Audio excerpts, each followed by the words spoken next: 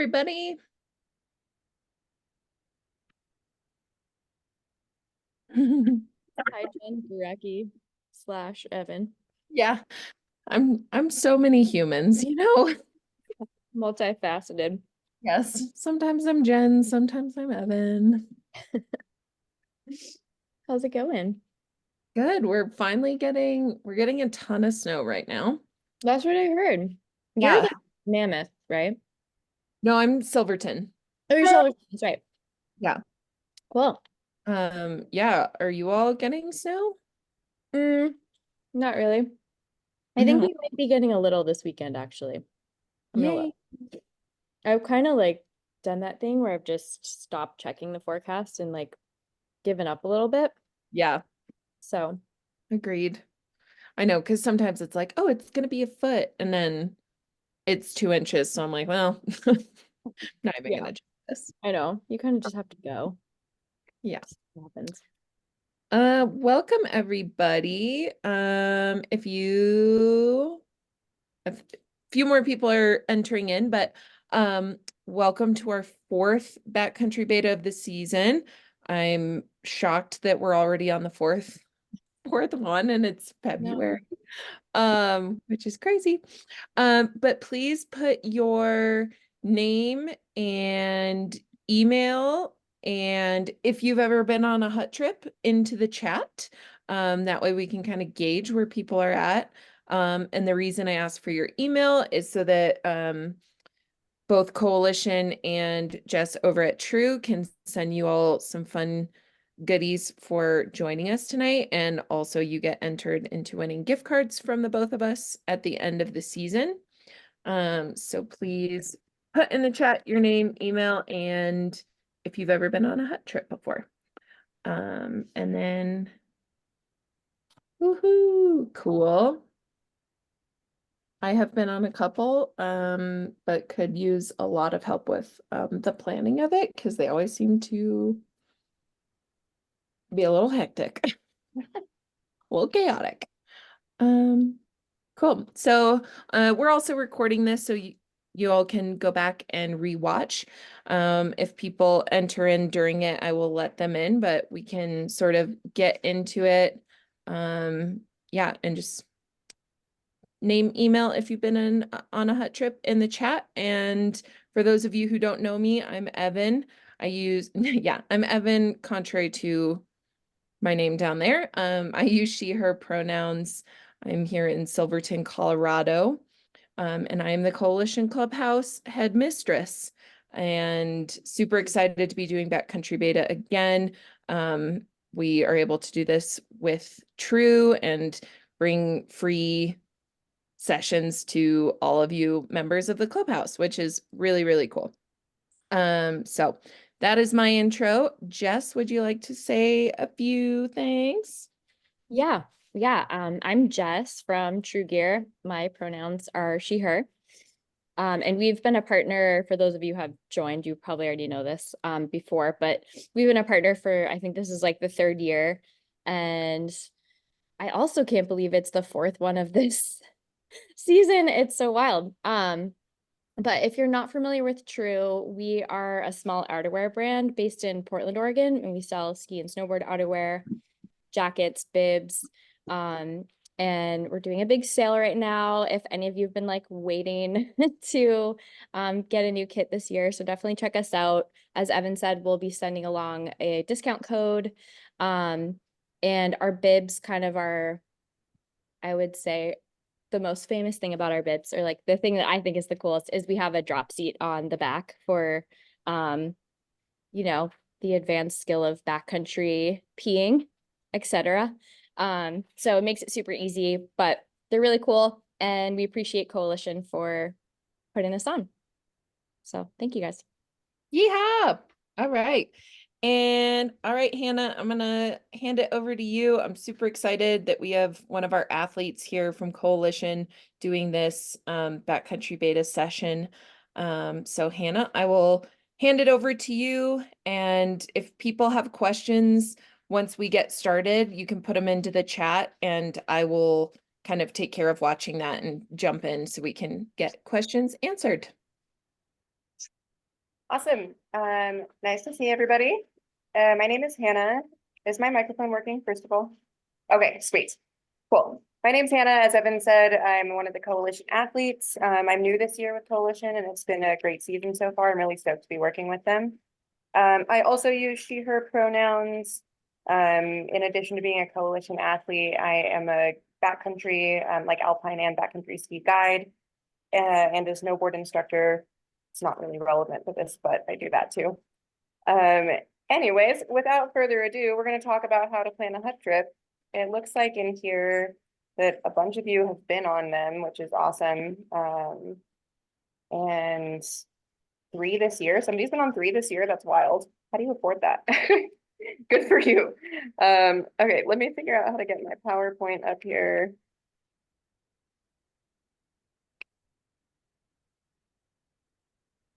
Okay, I have to screen share first. Sorry. You should be able to screen share. I made you co-host, and it's just that like you should see a green button at the bottom.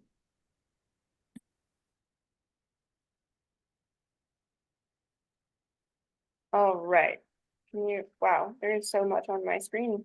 All of your faces are there and my PowerPoint is there. Interesting. If you make your PowerPoint like full screen, that should then end up being the only thing we can see. Yeah, I just have to figure out how to move everyone's faces off of, there we go. Okay. Zoom, you know? This is the most things that have ever happened on my screen at one time. There it is, typing.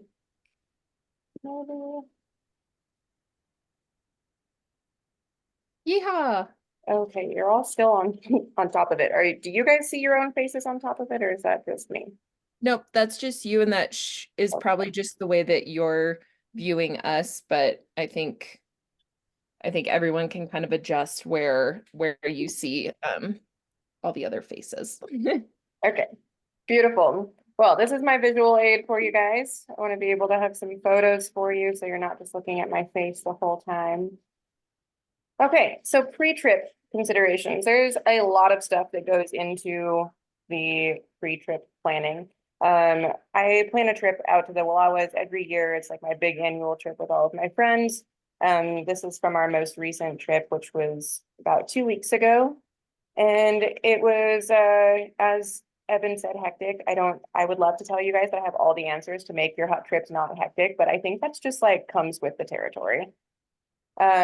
So some of the big things that we're going to talk about before we even get into booking our hut is how many people do you want to bring? What kind of terrain do you want to access? How far are you willing to travel? Do you want to move base camps or have a set base? And how bougie do you want to be? Because you can pretty much cater all of these things. This year I took 10 people on my hut trip, and in the past years I have always only taken 5, and it was significantly more difficult. So I would highly recommend, if you're planning a hut trip for the first time, to maybe cap yourselves at a more reasonable number.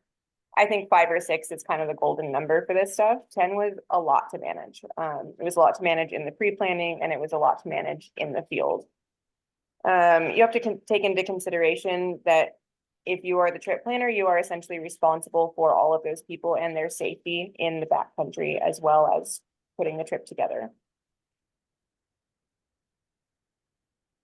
Just threw up a couple pictures from my last hut trip. We had some really awesome terrain out in the Wallowas. Got super lucky with our snow this year.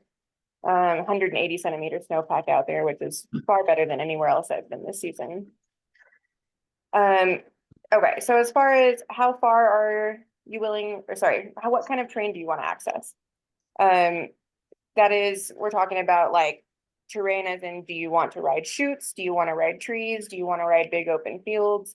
Also, do you want to be in avalanche terrain or not? So that's going to depend on who you decided to bring, what kind of avalanche education you have, and whether you feel safe taking those people into avalanche terrain.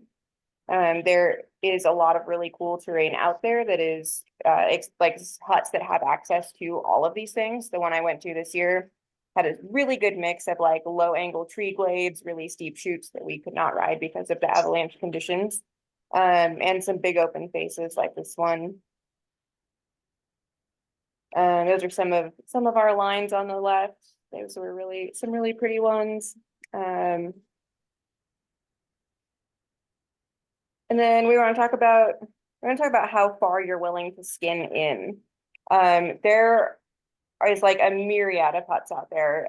There's this really cool one at Anthony Lakes that's literally like just in side country, like you can pretty much drive to it, and then you just access like the backcountry around the Anthony Lakes resorts.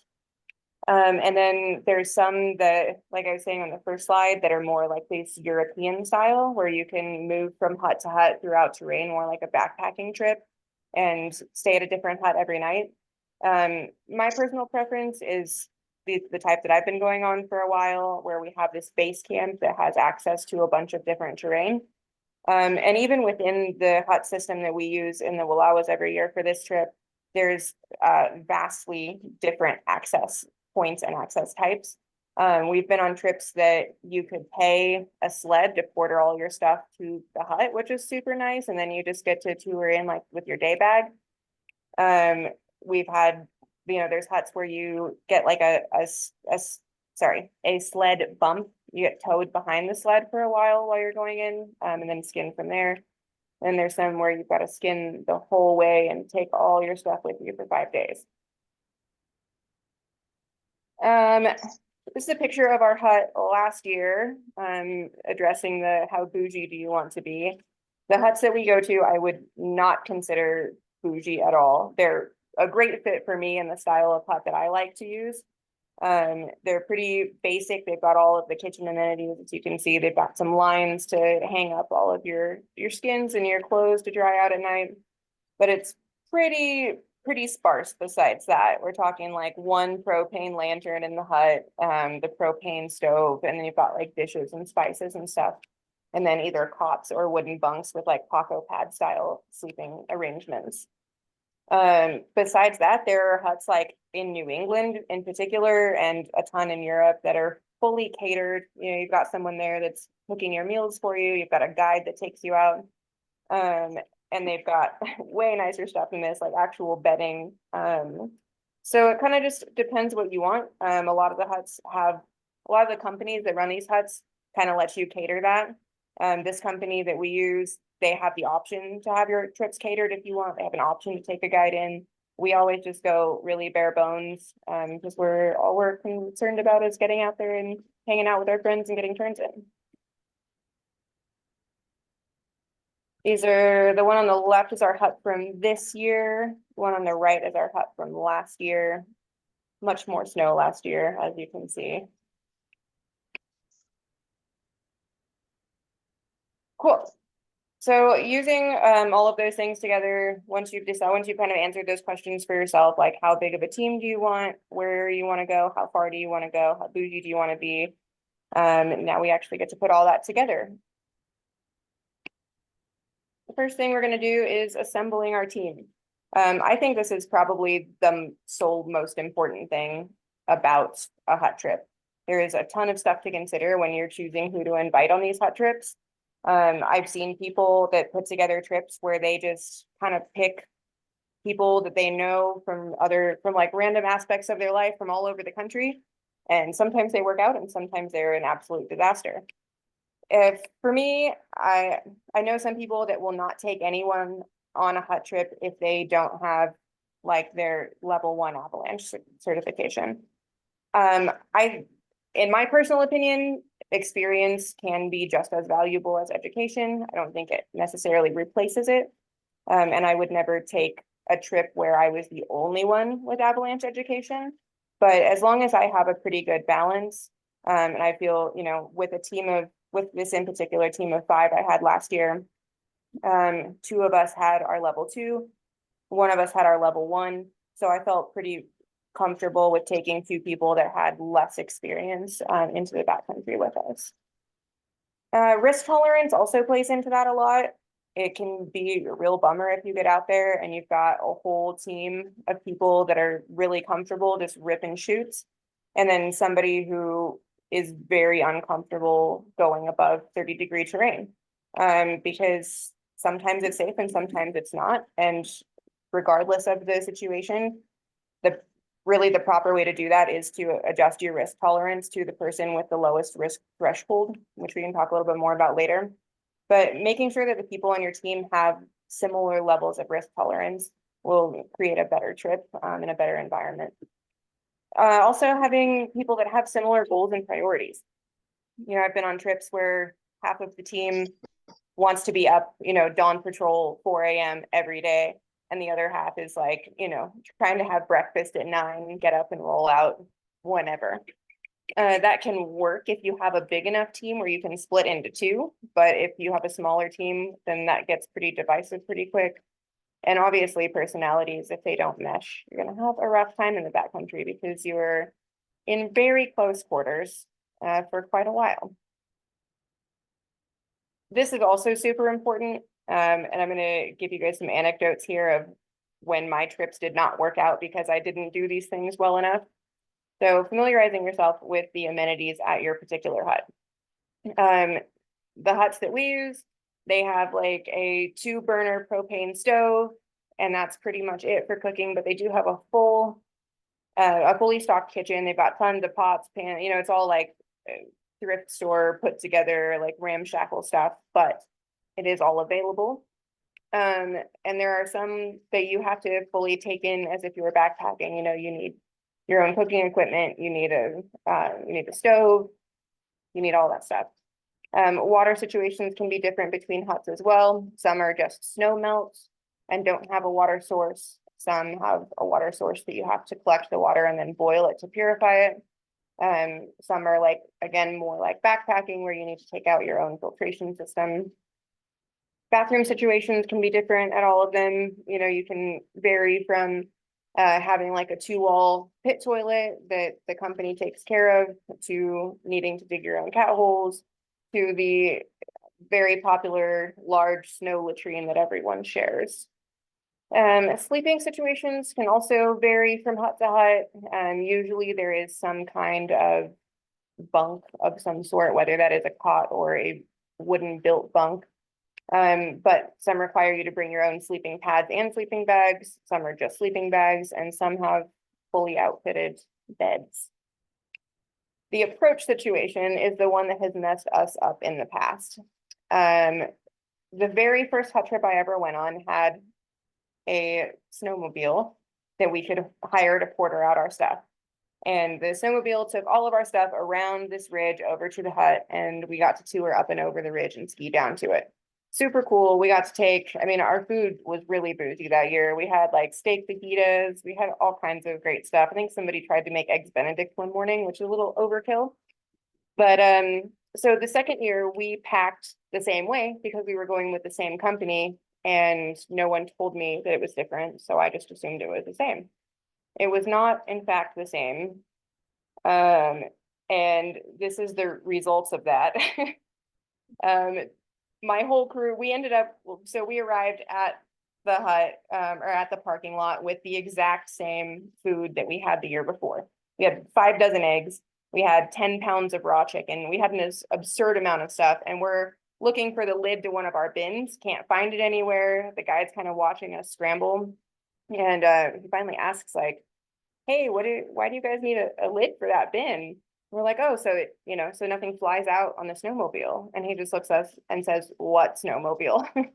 So we were trapped at the trailhead with a very unreasonable amount of food. And it ended up looking like us taking all of that in our backpacks. We ended up front packing and backpacking, falling over the whole way in. Both of our packs probably weighed about 60 pounds each, and a couple people had to take a second trip down to the car to get the rest of our food because there wasn't really any other option there. It's very rural. There wasn't a way that we could go and buy new backpacking food, and also then all the food would have spoiled in the car, so we just had to live with our mistake, and it was pretty brutal. And the flip side of that was once we got all that food in there, we had to eat it, so we didn't have to carry that much stuff out again, which is back to this grid. All of us eating way too much food every night and being very upset about it. We ended up calling last year, or sorry, the second year, the year of the pickin' chicken, because we had 10 pounds of chicken that we had to eat. And we weren't too concerned about portioning because we thought it was just going in and out on a sled. That wasn't the case. And so we tried to eat all of our food while we were in there. And most of us were on second and third plates every meal and not loving our lives. Cool. Familiarizing yourself with the terrain. There are a bunch of different resources out there to help you access your terrain. And if I, again, can figure out how to use my computer.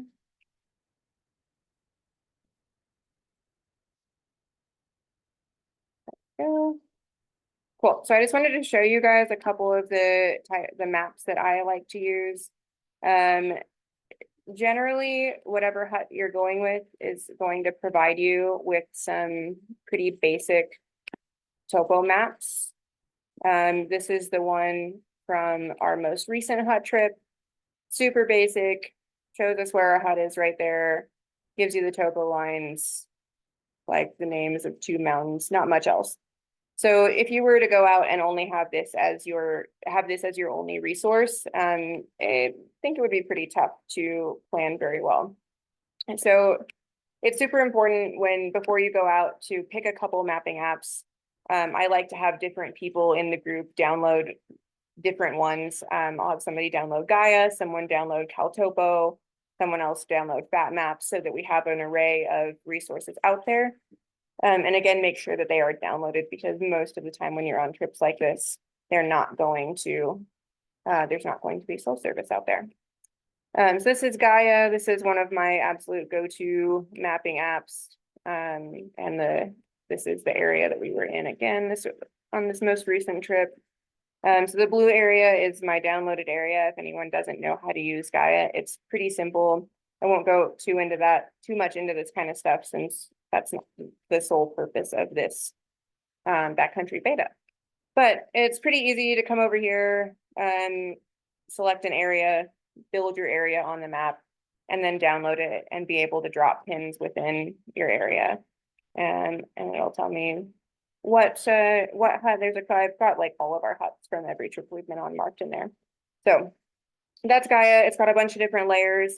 If you want to download slope angle, I think that's something that's really important. That only comes with the premium version of Gaia, but FatMaps lets you have the avalanche slope angle layer with the free one, and it's 3D, which is pretty cool. So FatMaps is another one that I like to use quite a bit. The slope angle layer, if anyone's not familiar with that, essentially gives you a key for like under 20, under 30, 30 to 35. And that's obviously super important when you're looking at your avalanche forecast and deciding what terrain you can go into. And Hannah, I just wanted to tell people too that these resources are all going to be in the follow-up doc too. So you all will have access to these resources. You'll be able to find the link to those. I just want everyone to know that. Yeah, thank you. I did. I believe I did put all of those in there. They're going to be at the bottom. Yeah, you guys will have all these notes, and then at the bottom of it, I did give you guys a packing list that I made, and then I gave you the weather resources that I like to use. I did not actually put the mapping resources in there, so I can do that and send it back out to you. All right, so after familiarizing yourself with your terrain, making sure that you have these areas downloaded before you go in, then we're on to planning logistics within our team. So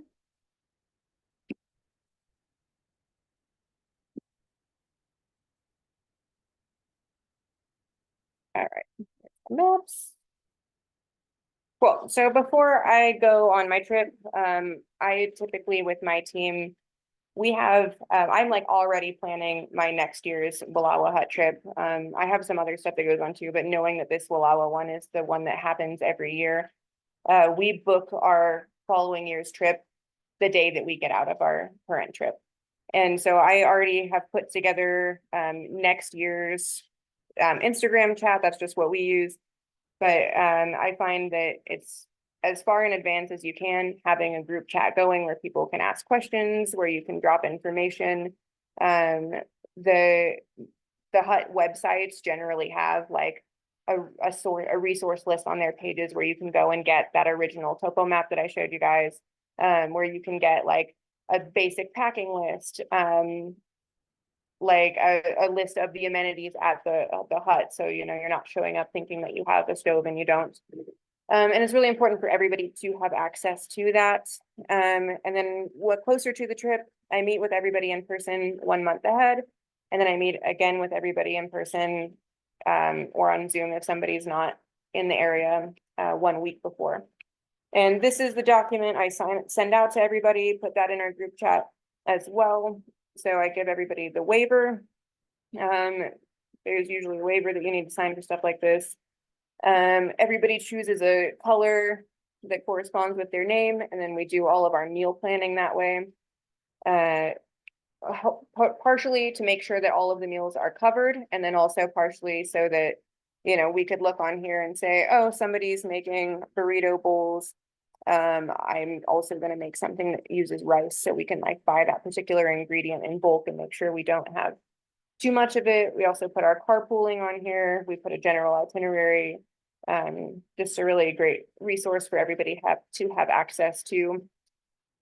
And this is also another thing that's super important, like prior to going in, so you don't end up in situations like having way too much food.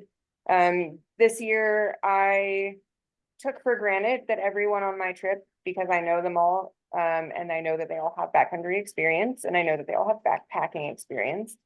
I was not super explicit about what people should bring. And I kind of just, you know, last year I made sure that everybody was a lot more explicit about the ingredients they were bringing. And this year people were less explicit, and we ended up with someone showing up with a frying pan, someone showing up with a couple hydro flasks, a box of like cocoa powder. He thought it was hot chocolate. It was not hot chocolate. It was just baking cocoa powder. There was all kinds of wild stuff in our bins.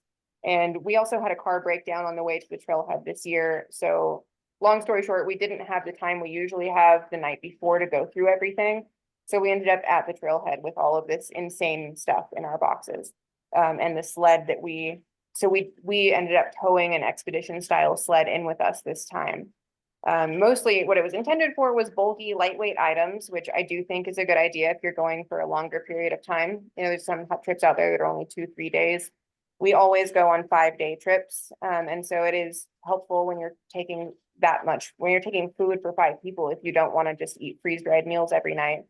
It does get a little heavier, and having a sled to tow in depending on the terrain, knowing the terrain on the way in, also very important. Ours was 4 miles with 1,700 feet of gain, so it was really reasonable to tow a sled up until people put 200 pounds of canned soup and stuff in our bins, and then it was not very reasonable to tow that up.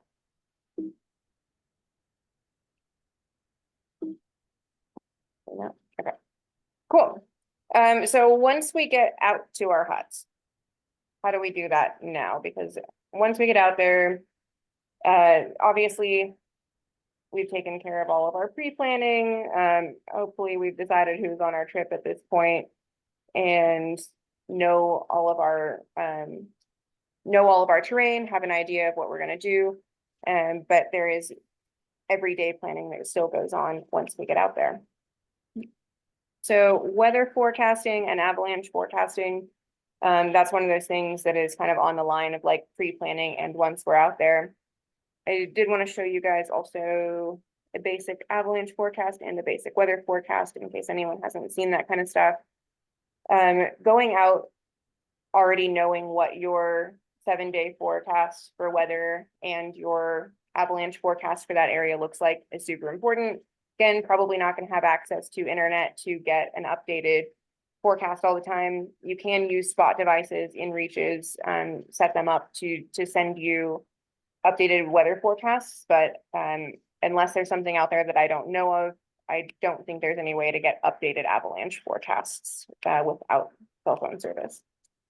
So NOAA, this is one of my go-to weather resources in addition to the other ones that are going to be on your resource list. I really like SNARF. I really like Mountain Forecast. And it's really good, especially in rural areas, to cross-reference all of them because they're not always that accurate. So this is what NOAA looks like. That's a really useful one. Looks like if you guys are if anybody's up in Hood, you might be getting some nice snow. And this is the avalanche forecast for the Wallowas.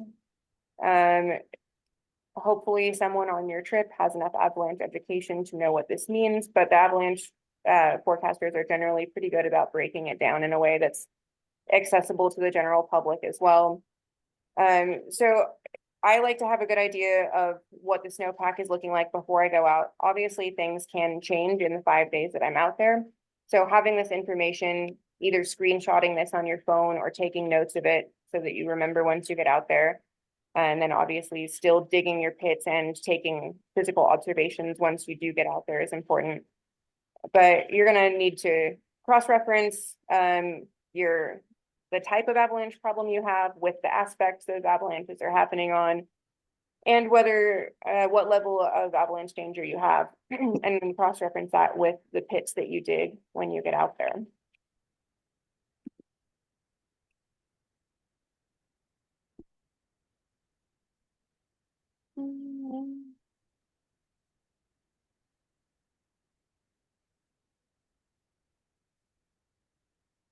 These are just some photos from our pits from the last couple years, put into use our column tests, our extended column tests.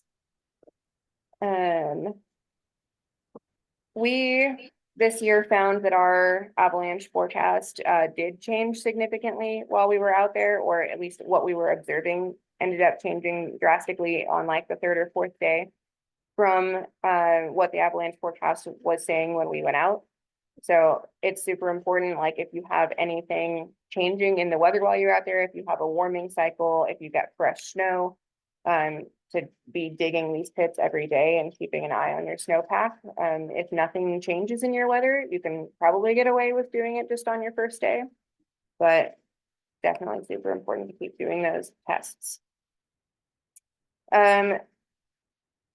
After that, I've also found it really helpful to designate jobs within camp.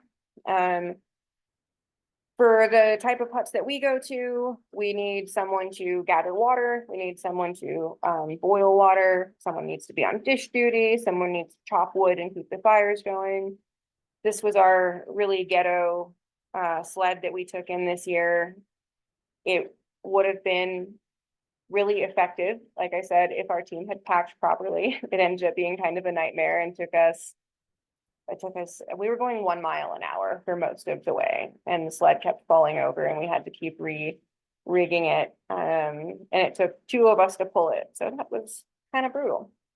This is my friend Connor over here taking over the wood chopping duties.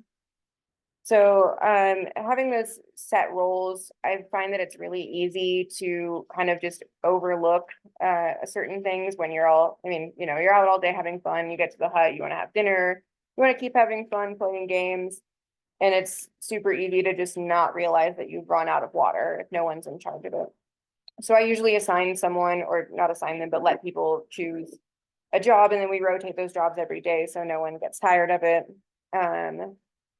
Yeah, so depending what type of hut you're at, those jobs will all look different. And beyond that, I was going to talk with you guys a little bit about risk tolerance, about communication styles, and about making time for yourself while we're out there. So risk tolerance was something we talked about earlier when you're choosing your group to go out with. One of the ways that I find to make sure that everybody stays safe and everybody feels heard is, like I said earlier, adjusting your risk tolerance to the person with the lowest threshold. And kind of what I mean by that is you should never be in a situation where the person who is uncomfortable is having to justify why they don't feel comfortable going into certain terrain. It should always be the person who feels the most comfortable justifying why it is safe. And first of all, that makes the person who is less comfortable feel heard. And second of all, that makes everybody safer, because we should always be coming up with reasons why the terrain is safe, and not reasons why the terrain is unsafe.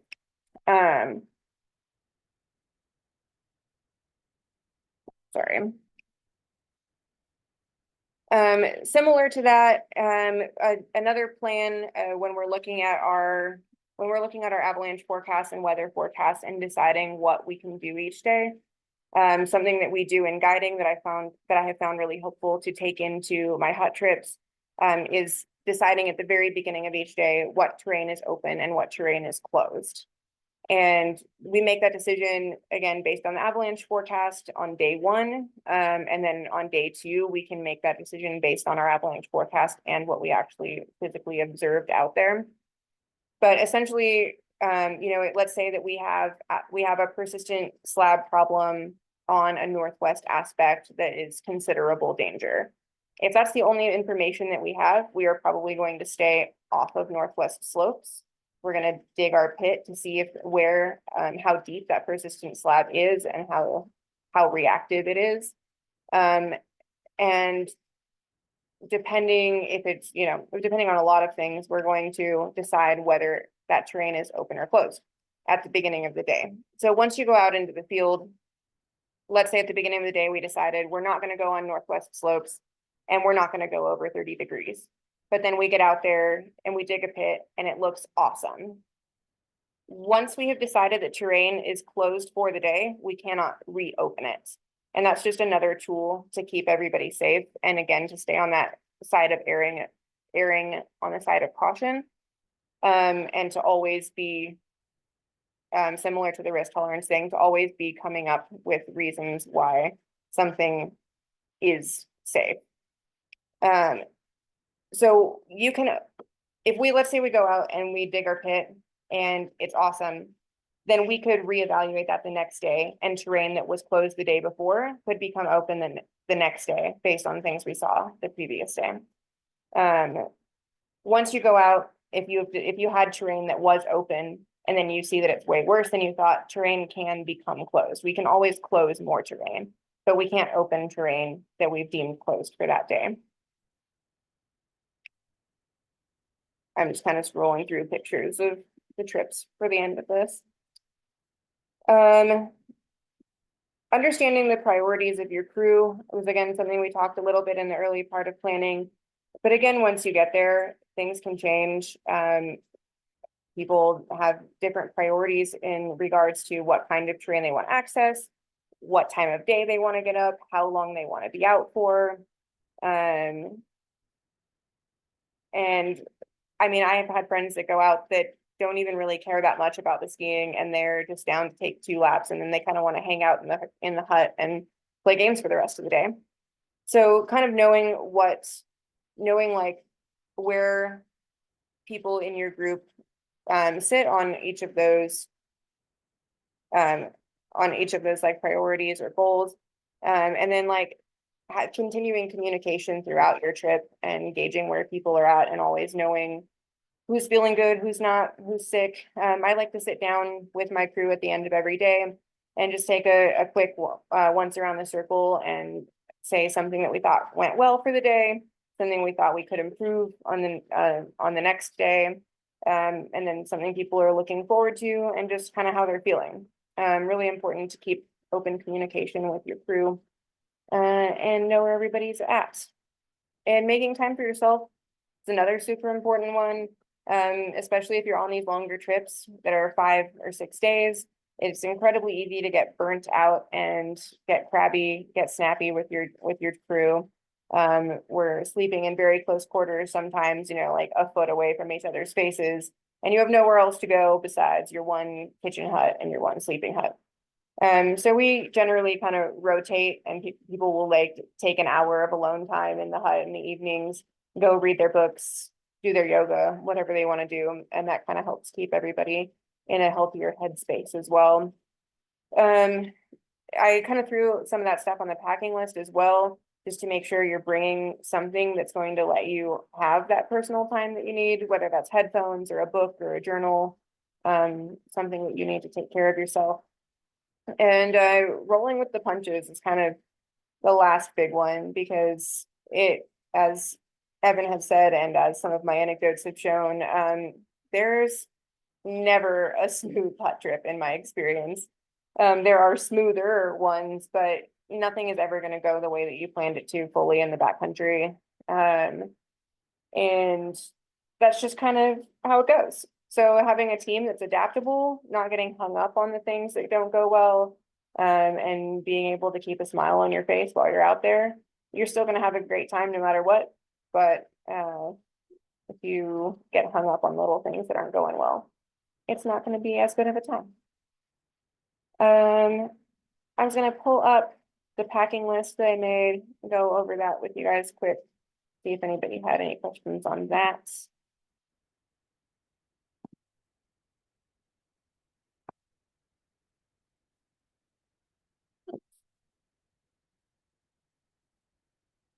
Cool. So I broke this down for you guys kind of in clothing, personal gear, group gear, and then a little bit of a breakdown on like repair kits and med kits.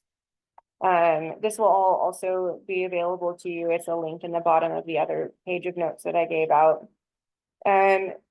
Hopefully everybody on your team knows, has at least like spent enough time in the backcountry or backpacking to know how to layer themselves well. I've definitely found that people that I've invited that I assumed knew these things didn't, exemplified by the person who showed up with 40 pounds of canned soup on my last trip, which I never would have thought was something I needed to tell someone not to do. But when you are the one responsible for this stuff, not making assumptions and being as clear as possible with people what the goal is and how they are supposed to meet that goal, super helpful. I've had people show up with all kinds of wild stuff, and that happens in my guiding world as well. And so I think sometimes I like drop my guard when I'm with my friends. I'm like, I don't need to treat them like clients. They know how to do this. They don't always know how to do this. You can never assume that people know. It's a difficult thing. When we're doing group gear, that's another thing that I kind of put into that spreadsheet that I send out for meals, so that everybody can claim group gear, because we don't need to get out there and have 6 inReaches and 5 speakers, and 8 group gear, or 8 group first aid kits. So I like everyone to have a personal first aid kit that has like, your medicine, your Band-Aids, your tape, your blister stuff.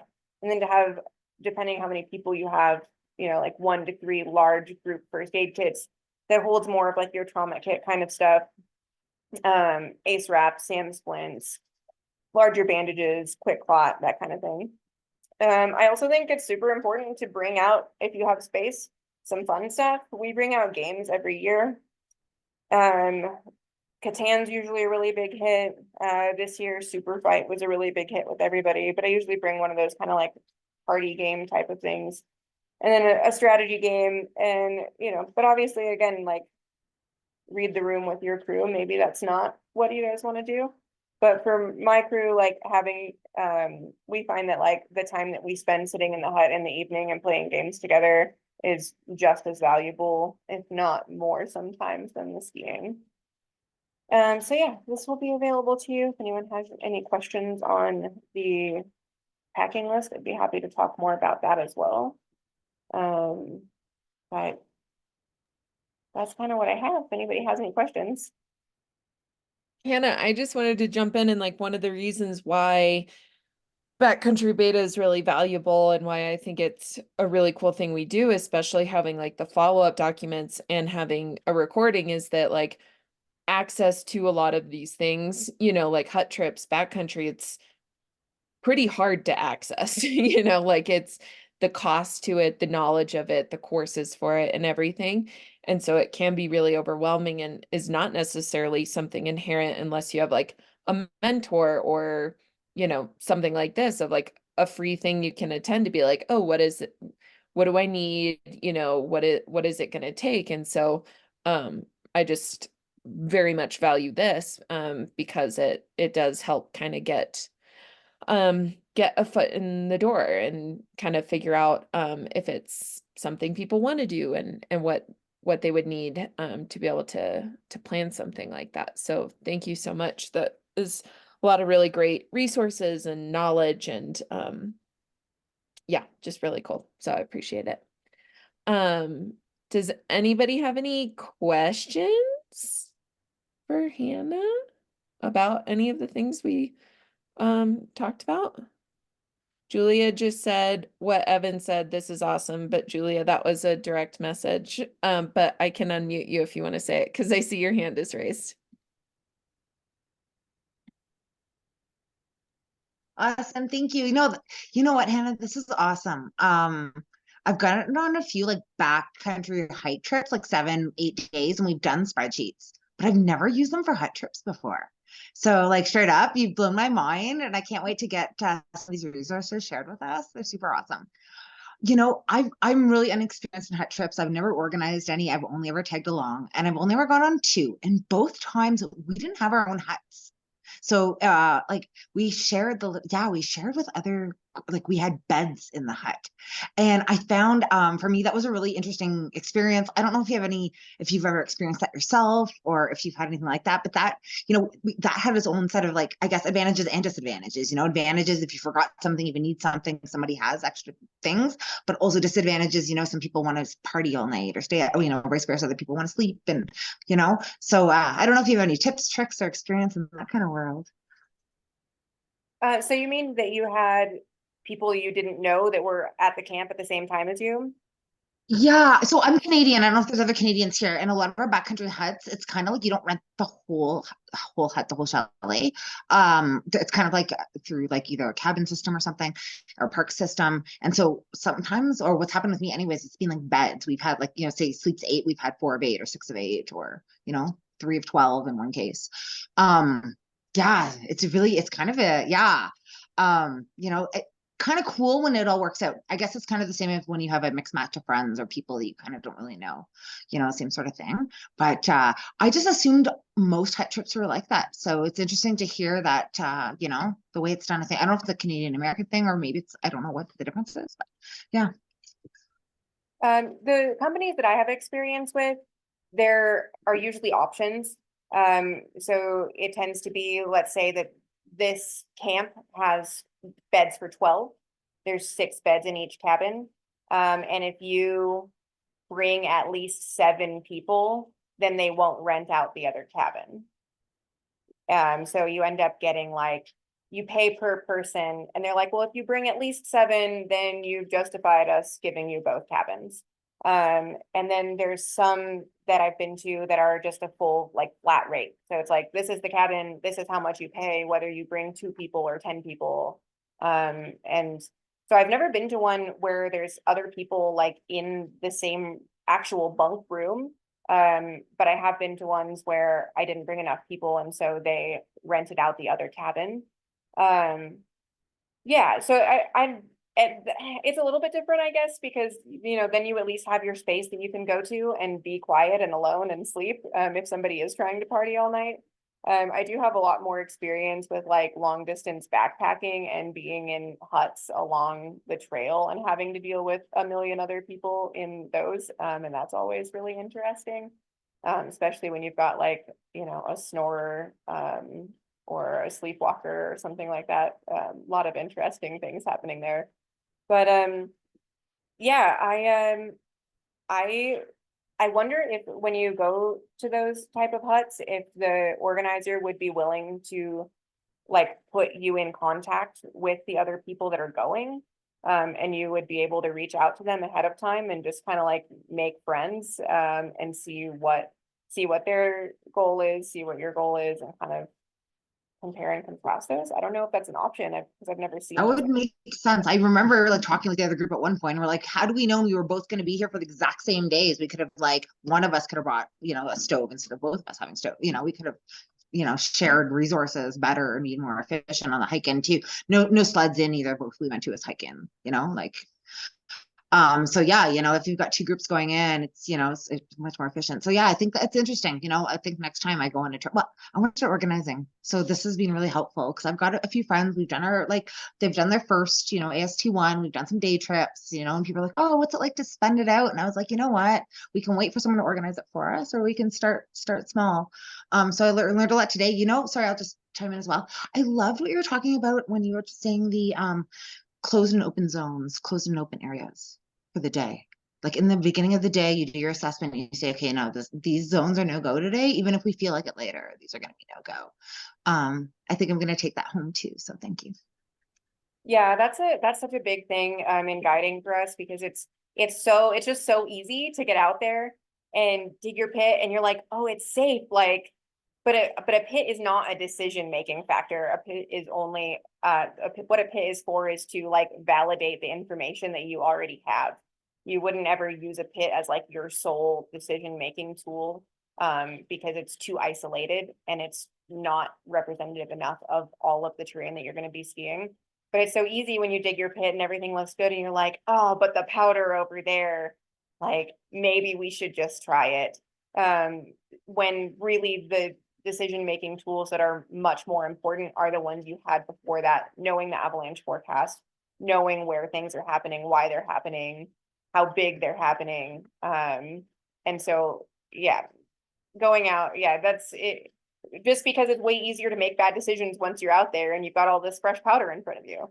It's a lot easier to make good decisions when you're sitting, you know, when you're sitting in the hut in the morning or like sitting in the parking lot in the morning and you're like, okay, these are the factors based on all of this knowledge I have. This is unsafe today. Then maybe we go out and we get all this information and everything looks good. And we can say, okay, tomorrow, if everything stays the same, maybe tomorrow we ski that, but not today.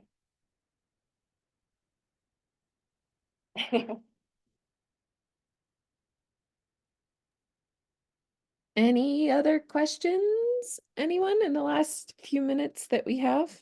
If not, that's okay. I also just wanted to tell people that when Hannah, you were talking about, you know, maps and route planning, and we weren't gonna, you know, get into that because this topic is planning for a hut trip. If people want to know more about that, our second backcountry beta session of the season was route planning. And that one was with Erin and Venture Birds. And that one she went in depth of planning a route, going through the maps, layering maps. And you can find that in Backcountry Beta, the recording and the PDF. So that's a really good resource that would pair very well with this to dig in more to looking at where you're going and the terrain that's around you. Yeah. Well, if nobody has any other questions, if you haven't put your email in the chat, please do so.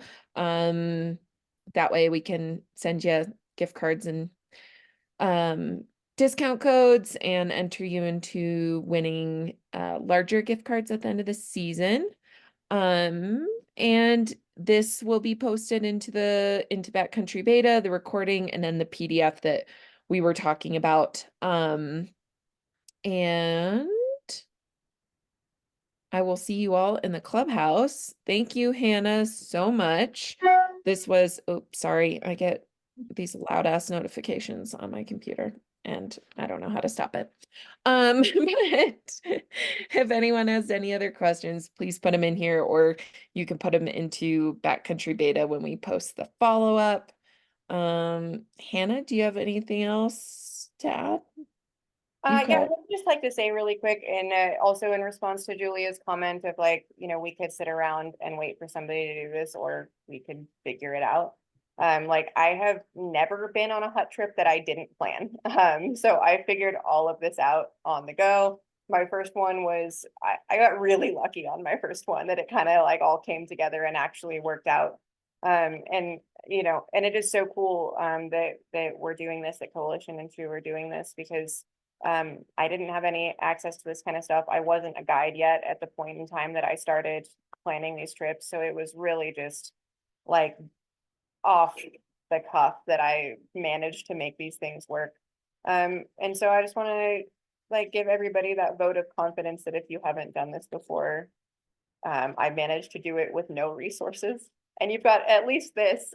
So I believe in you guys. You can all make it happen if you want to do it. Yes, this is now an excellent resource to go back to and have the packing lists and things like that. I feel like that always can be very overwhelming of like, well, what do I actually need? And having the information to know, you know, what you need to actually be able to do it. And if that's something that you'll be able to do or not. Jess, did you have anything to add? I saw you turn your camera on, and so I didn't I know. didn't. I was just Okay. going to say thank you. That Cool. was awesome, and I really appreciate it. Thanks, That was guys. great. Awesome. Well, thank you everyone for coming, and I hope you're all getting snow and you're getting time to be out on the snow sliding around, and mark your calendars for our last backcountry beta of the season, which I think is March 6th, first Wednesday of the month. But look out for that in the clubhouse. And we hope to see you all there, and we'll see you in the clubhouse, everybody. Thanks for coming. Thanks, Bye. guys.